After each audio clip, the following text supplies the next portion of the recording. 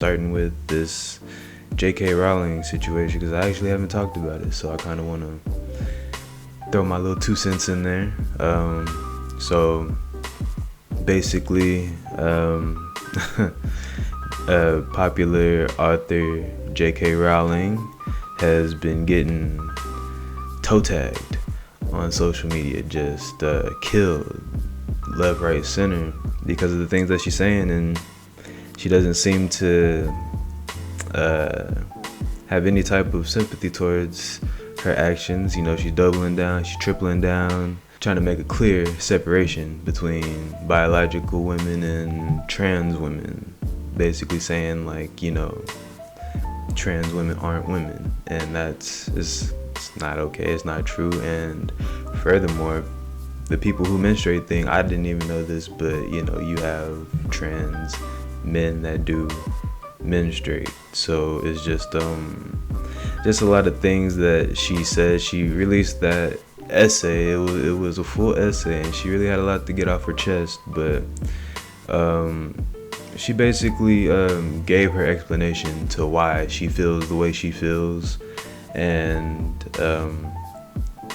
yeah, it was just really bad timing because it was last month, Pride Month, like in the middle of Pride Month, in the middle of international protests for police violence, and J.K. Rowling felt compelled to tell the world how she feels about trans people, you know, in their month, you know. So that was probably like the first thing. Like, first of all, you know, you're not gonna do this, you know, in Pride Month. So that's probably the biggest, the first thing. But she also talks about things that I've never even really heard about, like detransitioning or I've never heard of that before. Detransitioning. So you transitioned from your biological sex to the opposite sex, and then you go back. So I've never heard of any instances of people going back, you know. I may have heard instances. I've never met a specific person that had made the transition and regretted it, but I'm sure there's people out there. She talks about the single sex spaces. So this is more interesting for me because this is brought out of her personal fears. So in the essay, she talks about how she was domestically abused and sexually assaulted, and I'm not a fan of J.K. Rowling, so I don't know anything about Harry Potter. I don't know anything about her specifically. So in the essay, she says she never told anybody about this. If that's true, then y'all could let me know. So you're just now telling people about the abuses that you faced. And she told her, she wrote it, that she's not a victim. She sees herself as a survivor, which is a great mentality to have, but you're still letting this traumatic experience shape you know, the rest of your thought process going forward. And like, how couldn't it? You know, you've been traumatized. So she brings up this point about gender reassignment or gender confirmation, basically saying that candidates who don't actually have the surgery for their transition can actually still be confirmed as the opposite sex without actually having any procedure done.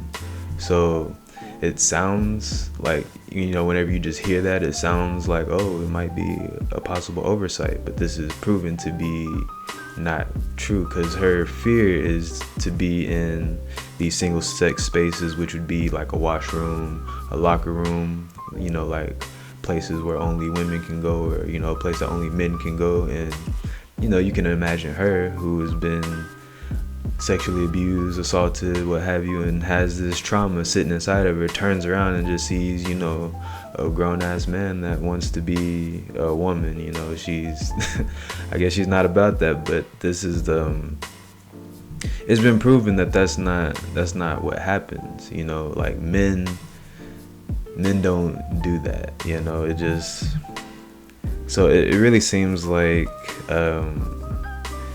she feels that trans women are trying to infiltrate the sanctity of womanhood. That's what it really seems like. And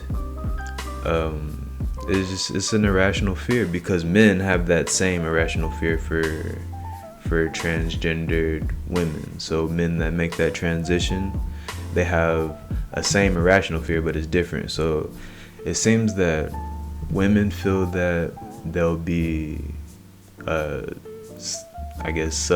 subjugated even further than they think they are, or something. I don't know. So if women are being afraid of a trans or a man transitioning to a woman, infiltrating the sanctity of women, men have that same irrational fear that they'll get caught, with a trans woman, a man that made that transition to woman.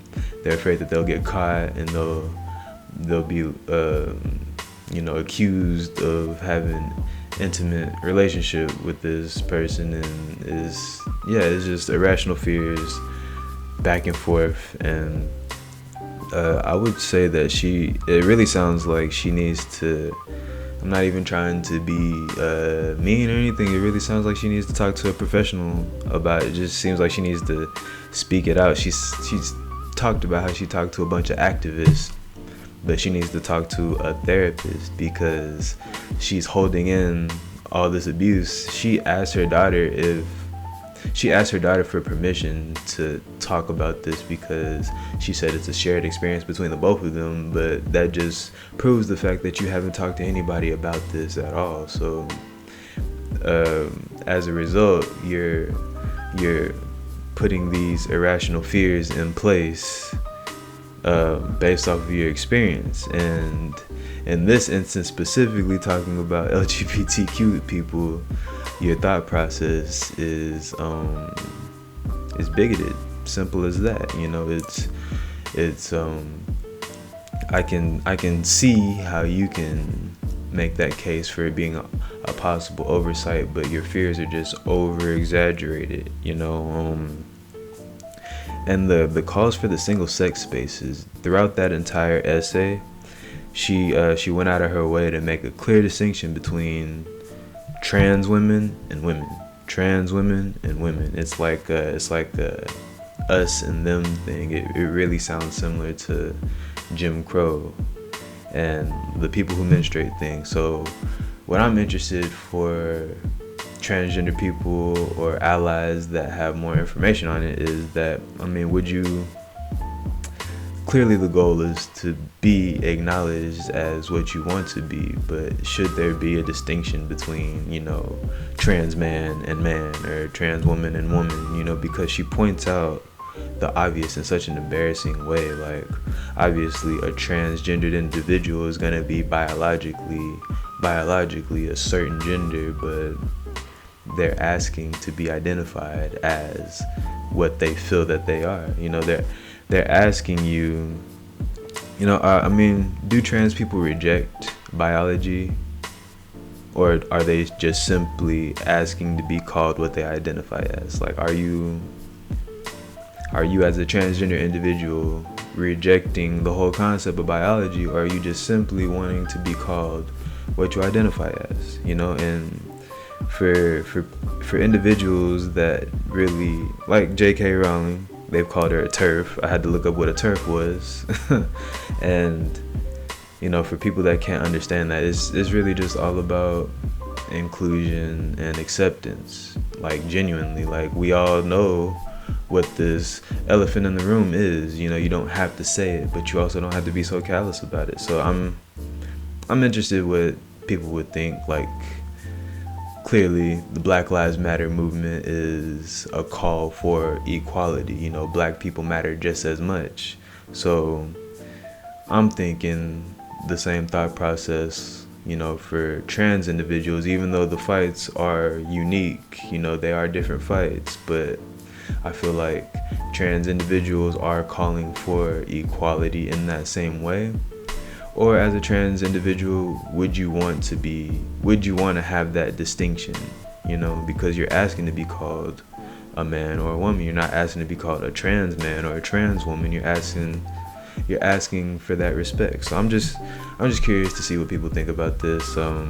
J.K. Rowling's been condemned by Daniel Radcliffe. Harry Potter himself went down on other authors. So it's just the whole situation. And I saw that there were celebrities signing a petition on cancel culture, and that whole thing. There is a fine line between being canceled and just speaking your mind. And for J.K. Rowling, it just really seems like her information is just in the wrong spaces. Her conclusions. It seems like her conclusions are completely wrong. So I'm gonna just leave it at that, and y'all let me know what you think.